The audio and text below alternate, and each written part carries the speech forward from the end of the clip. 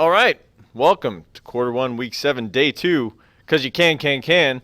Today we are going to do the UV modeling, or the UV unwrapping of the can.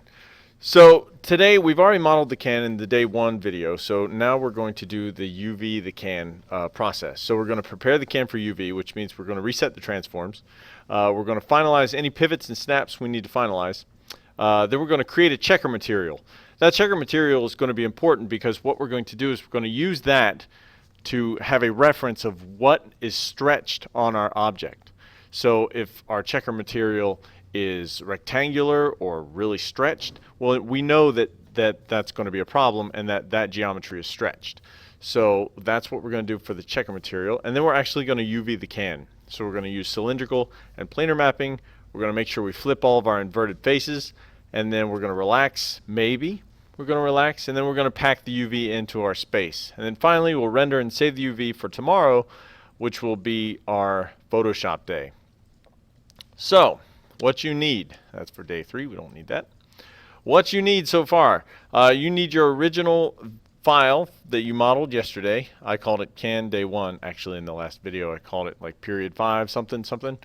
But we're going to use our can Day 1 finished, and I'm going to make sure that you guys have that available just in case you want to start with the exact same file I'm starting with. And really, that's all you're going to need because we're not going to actually be doing any of this photoshopping stuff today.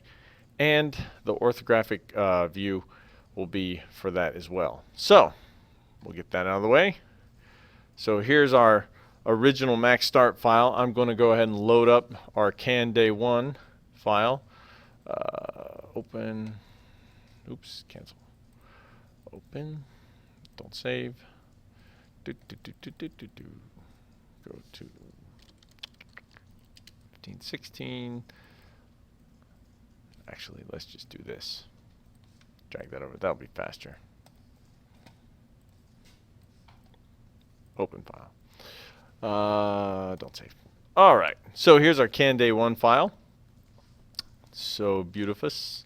I'm super excited about it. All right, so now what we're going to do, I'm going to turn the grid on by pressing G, just so I can have a good idea of whether I'm in perspective or an orthographic view. So I'm going to hit P for perspective. You'll notice my grid's really small because my can is really huge right now, and that's okay. We are going to start by taking the can and making sure it's ready for UVing. Now, in order to do that, we need to reset the transforms. The transforms are actually over here under this hammer in Utilities. In Utilities, you're going to press this Utilities tab, and down on the bottom, 3 up from the bottom of the buttons is a Reset X form.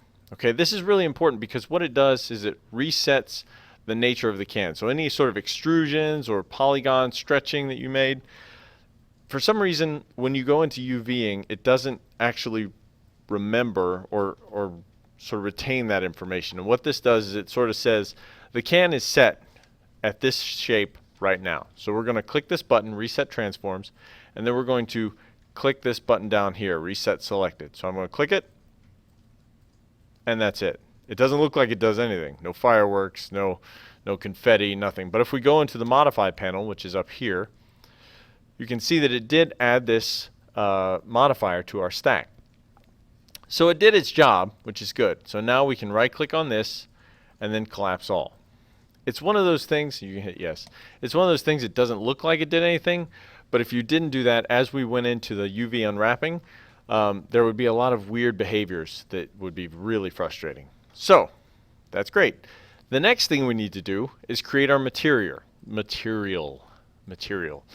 So go into Material Editor, you can click up here, or you can hit the hotkey M, which is what I'm going to do, M. And that brings up our Material Editor.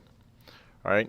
So I'm actually going to check my third material right here, and it's called O3 Default. I'm going to click it, and I'm going to change it to UV Material. All right. And as I said in the intro, I'm going to want to make sure that this is a checker map. We use checker maps to help figure out if we've got any distortion in our model. So I'm going to start here and go down to this diffuse area. See this color where we usually click on color and say, all right, I want this color to be pink. Yay! Well, there's a box right next to that. And that box right now says none. Go ahead and click on that. And then you get a whole bunch of options. But the third option down says maps. So what we're going to do is we're going to create a map. Now before, we've used bitmaps before in order to add different materials to our object. But today we're going to use a checker map. So this is a generated map. So that means 3D Studio is actually going to generate this map. So click checker and click OK, or you could double click on checker. Now what we've done is we've created a system that a map that actually is a checker pattern. Okay, I can change the sample type so you can see it a little better. You don't have to do that, but you could if you wanted to. So you can see this checker. Now I can actually choose the colors here if you feel like changing the colors. I think I will, just because why not? You know, do some color changing. Get some black and gold, UCF. All right. So stands for you can't football, apparently. Anyway, under tiling, right here, right now our tiling is set to 1 and 1, which is really big checkers. And we want it a little bit smaller so we can see things a little better. So I'm going to change the tiling here to 5 and 5. So you can see as I change the numbers up here, now I've got much smaller checkers. That will be much more useful when we actually get to the object. Now, we've been modifying this the whole time, but nothing has changed because we haven't activated this in the viewport. All right, so what we need to do is go to this button right here, which it says Go to Parent, because right now we're actually modifying a map within the material itself. So go up to Parent, and you'll see now that our diffuse has a map on it, but it's not showing in viewport, and we need to show shaded material in viewport. So when we do that, we get our checker map. All right. We can take a minute and bask in the glory of our new can with all of its weird stretchiness. Look at that. That's supposed to be a square, but it's not because it's all stretched. So now we see the problems. Let's fix them. So we're done with our material now. We can close this. In order to actually modify a UV map, we have to create a modifier, a UV modifier. So I'm going to click in this modifier list, and a pull down will pop up. Now you could search through like this for unwrap UV. You could scroll down, but instead you're just going to click in there and type UN, and you'll notice it automatically jumps down to unwrap UV. So I don't need to actually use my mouse here. You can see my mouse cursor isn't moving because I've taken my hand off of my mouse, but it's already highlighted unwrap. So now all I have to do is hit enter, and there it is. So I've got my unwrap UVW modifier on there. Now immediately you'll notice some pretty common things. We've got our vertex, and we can activate that with a number 1 on the number line. We've got the number 2 on our number line is edge, and number 3 is face. All right, or polygon probably. Yeah, polygon. And then over here is select by element, and we'll talk more about that in a minute. The next 2 sections is grow selection and shrink selection, which is very similar to the grow and shrink poly that we used in the last video. And then down here is ignore backfacing. Once again, I don't like ignore backfacing, so I'm going to turn that off right now. So that's off for me. Another thing we need to sort of look at is over in the model itself, you can tell we've got green edges and white edges. Green edges means these edges have been split, so they're broken. That means that there will be a seam in the material. So 2 materials that connect to each other have a seam generally. And when that seam is there, that means they don't actually connect. So just like this gold here sort of runs into this square, the black square, that's one of those seams. Right? Now we want to find good places to hide seams. One good place in this can to hide a seam is under here, under this lip. Right? We're going to want to hide a seam right along there, right? Because people aren't going to see that seam very well. Same thing down here. Down here we're going to have mostly a red can, and down here it's going to turn silver. Like I'm going to hit 3 so I can grab faces. All of this is going to be silver. So therefore this place would be a good place to hide a seam, or to put a seam, because it's a hard transition from a red color to a silver color. So anyway, we're going to go into the UV editor, which is Edit UVs, Open UV Editor. When you open this, when you click this button, you'll get a whole new window. And inside that new window, you will see the UV layout. Now, UV layouts are kind of like a bearskin rug. You know, a bear is a animal, right? It's got skin, but a rug is flat. So what we need to do is we need to cut the skin off of this in a way that we can lay it flat. Now today we are going to work with a cylindrical modifier because this is mostly a cylinder, and we're going to do some planar mapping. Okay, so cylindrical and planar mapping are down here. We're going to scroll down all the way down to this projection section. All right. And this is our planar map that we did the die with, and this is our cylindrical map. So we're going to not just use this for die, obviously, we're going to use it for multiple things. But cylindrical map, I need to actually have planar selected. So I had to hit 3 because I didn't have anything selected. So you can't choose a projection if you don't have one of these selected. So I hit the number 3 so I get my polygon up, and then I can select different projections. Now for now, we're not going to actually do any of that just yet. We're just going to grab pieces, all right? Because when we build things, sometimes they get built out separately. So I'm going to click on one of these objects and drag it out. You'll notice as I drag it, the checker map moves around, right?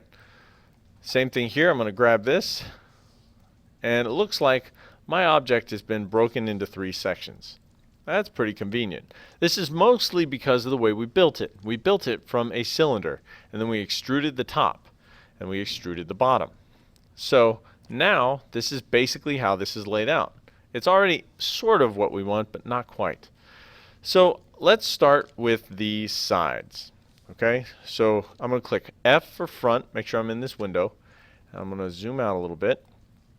Now I'm going to decide what I want to be as part of just the sides. Okay, once again, we're looking for specific edges or materials and polygons that we want to deal with. All right, so hit 4, or actually 3, and then I'm going to select this entire area through here because this is what I want to be the main color of the object. So 3, hit 3, grab this area here. All right, I'm going to try and grab, I didn't quite get the bottom, so I'm going to hold Control to add to the selection, and I'm marquee selecting across. Okay, now I'm going to make sure that I've got all sides. If you forgot to turn off ignore backfacing, or if you forgot to turn this off, you're only going to get half of it. We want to get the whole thing. All right, so also be careful you don't get the middle underneath like I did. All right, I'm going to turn my grid off by pressing G so I can see a little better. I'm going to press Q so I can select things without accidentally moving them. I'm also going to, if you hammer on Q a bunch, you'll get a bunch of different types of selection. I want to use the circle this time. Okay, and I'm going to actually turn on ignore backfacing just in case. And I'm going to hold Alt. Alt lets you select things or deselect stuff that's out of your selection. So I'm going to hold Alt. I'm going to left click and drag out like that. So then I get rid of that center selection. So now all I have is the side. I don't have any of the top up here. I just have the side. None of the bottom either. All right, just the side. That's perfect. I'll open my UV editor up again. Now you'll notice I've got a lot of pieces from all the different sides. That's okay. We're going to scroll down, and we're going to click on cylindrical map. I'm going to cylindrical map along the Z axis, which is up and down. Okay, you'll notice instantly that it already looks a little bit better, although it's still not square. We're going to adjust the squareness a little bit later. For now, the fact that we've cylindrical mapped the part we want is pretty good. Now, you can't just click over here and adjust stuff, and I'm not exactly sure why. What you need to do is actually double click on this little polygon button down here. So I just click it and then click it again, and now I can move this around. When you're moving this around, remember that there's a context-sensitive cursor. Okay, so my cursor changes when it's in different positions. So generally, actually, let's go up here and look at these tools. These tools up here, what I use almost all the time is Freeform Mode. So click on Freeform Mode, and what that does is it allows you to do multiple different things with one tool. So I can move things around. I can adjust the pivot if I grab just the pivot, which I don't want to do. I can scale things, which I also don't want to do. and I can rotate things, which in this case I don't want to do. But it allows me to do all those things. Now you'll notice as I do these things, the material changes. All right? And what we want is we want squares. Now, in order to get this thing to squares, I'm going to hold shift and then drag using the corner triangle little tool. What that does, it allows me to resize things. And you'll notice as I pull it down, I get closer to the square shape. All right? I want you to try and get it as accurately square as you can tell. All right? By doing that, we have a nice actual square shape. And that's pretty much what it should be. Now, realistically, whenever we do a selection like this, whenever we map something using cylindrical map, we can actually change where the seam is going to go. Okay, we can do that by, as we hit cylindrical map, aligning to Z, hitting E, then we can rotate the gizmo. You can see that green line spinning around. That is telling me where the seams are going to go. So if you have a specific edge, in this case we don't really care, but let's pretend like we did. So I'm going to hit F for front, and I'm going to hold Alt and middle mouse button, rotate. Now I'm going to look for that green seam. There it is. I want to put it in the back. Right there. Now you can try and line it up right in the middle, but generally it's not going to play nice anyway. It's still always going to create like weird seams, weird horizontal seams. So it's just kind of the nature of the business, or the nature of the tool. So now that that's done, I'm going to double click that, and I'm going to rescale it again by holding Control. I'm sorry, Shift and moving down until I get squares. All right, cool. Now that's basically done. We'll talk about unwrapping later and relaxing later, but for now that's pretty good. Now we've got the other pieces. Now because we did that properly and because we did that first, now if we grab these sections like this, we get everything we want. Right? We don't even need to worry about like selection types and stuff like that, because by grabbing the middle, we've already broken up our seams however we need them. Okay? So now you can just grab the entire top. I'm going to grab the entire top. Now the problem with this is I've got edges here on the bottom, which means they're wrapped underneath. All right? You can't even see them because they're a little bit distorted here. But what we're going to need to do is take these edges and flip them out. And the way we do that is going to Tools, Relax, and we relax by polygon angles. All right, so I'm going to do that. I'm going to hit Start Relax, and you'll notice suddenly all these edges are flipped out. This makes it so that every edge is facing up, as in facing towards our projection. So now we have nice, smooth squares on the top. See the difference? Especially on the sides. It's hard to tell in this case, but it's one of those important things to do, especially later. All right, Start, Relax, Apply. All right, so that's done. Now we're going to grab the bottom piece down here. Okay, now luckily, because I did the middle first, I can just grab the entire bottom piece, and I'm going to do the same thing. All right, I want to go to Tools. I'll zoom in a little bit. Relax. You don't have to zoom in. I was just doing it so you could see it.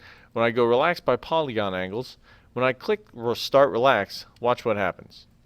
Oh, no. That's not good. Look at what it did. That's not good. The reason it's doing that is because it's actually inverted. Whenever you, so undo that if you did it.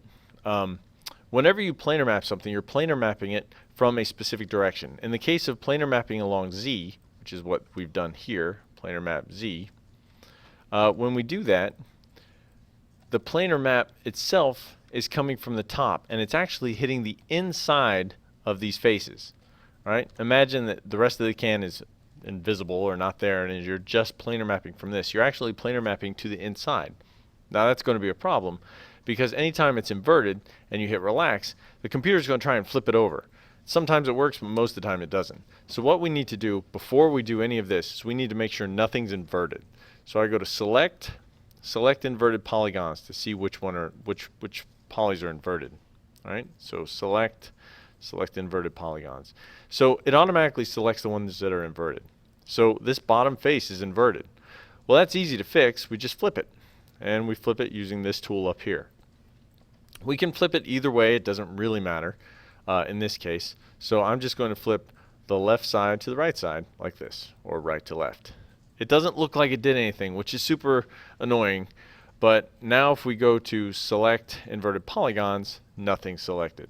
Also, now if we take this entire face, go to tools, relax by polygon angles, hit start, it just relaxes and doesn't freak out. So that's great. So now we've got our bottom, nice checkers, nice checker, nice checker. Now the real problem is, look at the different size of the checkers. So these are big checkers, these are tiny. The reason is this is a much higher resolution because this is so big. And we've got to actually fit all of this inside this gray square. Okay, so I'm going to maximize this for a minute. I'm going to take this file, or take this island. I'm going to move it down to the corner. I'm going to focus on getting it as close to the corner as I can. Right? I cannot go outside of my box. I can get real close, but I don't want to go outside. And that's basically where as close as I want to get it.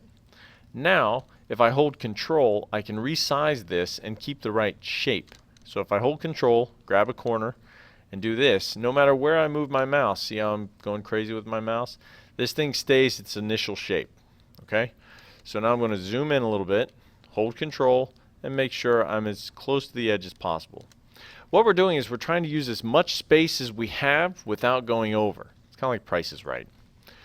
Because we don't want the computer to have to worry about more objects than it needs to. And we don't want it to waste any space, because the computer is going to have to think about this and keep all of this in RAM as it works either way. All right, so now I'm going to grab this and resize both of these pieces so that they're also in this corner, in the corners. Now you don't want them to overlap. If you have overlapping UVs, you can actually check for that. So if I got that, I go to Tools, select Overlapped. It'll show you which ones are overlapped, and that's obviously not what we want. Now you'll notice when I select an object, I get the whole island. Okay? So my object, especially down here, when I click on it, I get the whole thing. That's happening because I have this Select by Element UV toggle. Basically what that means is when I click on any polygon in this island, it grabs the entire island. And an island is any polygons that are stitched together. Okay? So I want to grab this part that was overlapped. I'm going to hold Control. I'm going to scale it up so that it's close but not overlapping. The amount, how close you can get between the two islands depends on the resolution that you're going to create your material from.